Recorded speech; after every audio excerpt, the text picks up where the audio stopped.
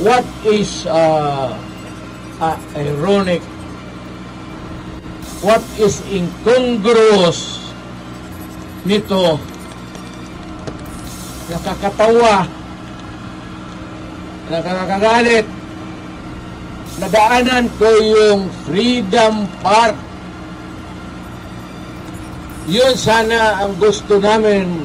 Pagpunta kami rito, naghingi kami ng permit. Binigyan kami.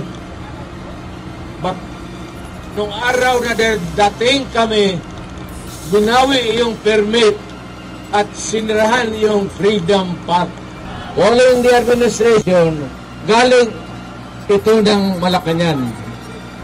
Binatikos ni dating Pangulong Rodrigo Duterte ang Malacanang matapos kanselahin ang kanilang permit para makapagsagawa ng rally sa Freedom Park sa Dumaguete City kagabi. Sa isang sulat na galing sa opisina ng Dumaguete City Administrator, kinansela nito ang permit ng mga supporters ni Duterte. Sumulat umano ang Dumaguete Police sa city government na hindi nila kayang magbigay ng seguridad sa dating Pangulo at iba pang mga personalidad na dadalo sa rally. Hindi rin makapagbigay ng metal barriers ang lungsod.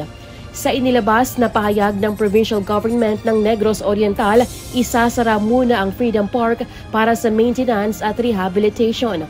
May mga heavy equipment din na nakaparada dito tulad ng tractor at dump truck.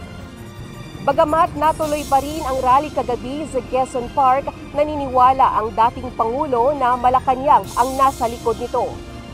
Ayon pa sa dating Pangulo, isa umano itong paglabag sa kanilang karapatan sa freedom of speech at paglabag sa right to peaceful assembly and expression. Wala naman nila silang inindorsong kandidato kundi kinakampanya lang ang karapatan ng taong bayan batay sa konstitusyon. Hindi mo akong pigilan because that could be censorship. Hindi mo pigilan. Ngayon, kung ano man sabihin ko dito na may nasaktan o may masalita ako labag sa batas, sedition, or inciting people to commit sedition, then idemanda ako. Ito na ang pangalawang beses na kinansela ang permit ng Maisog Rally. Noong April 28, kinansela rin ang nakatakda ng Maisog Rally sa Bulacan. Lalaine Moreno, UNTV News and Rescue. Diyos ang aming sandigan, serbisyo publiko ang aming pinahahalagahan.